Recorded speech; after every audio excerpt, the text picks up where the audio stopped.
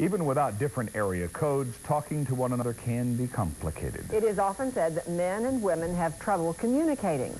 Tonight, Texas News 5's Deborah Ferguson reports it may be a reflection of how we were raised rather than gender differences. Oh, hi, come on in. Can I help you? Sometimes it may sound like a foreign language when men and women try to communicate. Clearly, the goal both is to get a message across. But sometimes the message isn't received. Simple, yet not easy. It's like you and I are talking now. We're using words. And are we communicating? Well, who knows?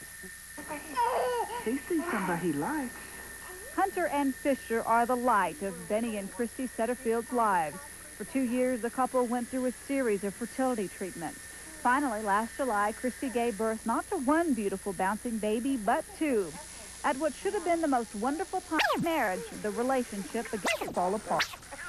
2, our child had been born. I had all of my wife's attention, all of her focus. I was the center of her world. We had a pattern to our life that was so comfortable, and we were both very happy. And we didn't know how to deal with it when it broke, and it did break, and our communication broke down. When I would say, I told you this is the way it was going to be, she would get defensive. She didn't receive my message. She wasn't listening to me. And I wasn't explaining it too correctly either. 2 months ago, the Setterfields went for professional help. It included attending a couples workshop.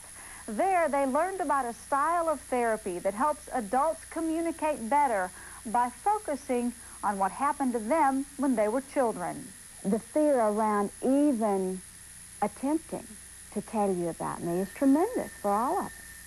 Relationship counselor Dr. Joyce Buckner believes how we communicate has more to do with how we are raised than gender. She believes for couples to effectively communicate, childhood wounds must be healed. Once you have the ability to feel safe, emotion flows freely. And it doesn't matter at that point whether you're, a man or a woman. That other person has to make you feel safe and secure in your relationship. And I feel like that our marriage has grown just dramatically since we started this process. If I need to talk to Benny about something, I ask him if he's, open or available to talk to me. And then if he says yes, that's how we get into our dialogue pattern. Then you mirror what the person says. So if, we were in a dialogue session, you would repeat back to me what I just said to make sure that I got it. If you hadn't have been trying so hard to better your relationship, where do you think you all would be now? We might not be together, quite honestly. If it's true that the way we are raised affects the way we will communicate, then the Setterfields' work is just beginning. And perhaps more than Christy, Benny understands the need to let his boys see that emotional side of him.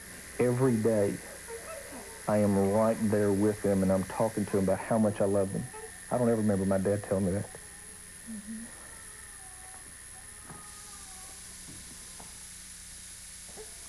The Setterfields say if their baby boys look happy, it's because they are growing up in a home filled with love.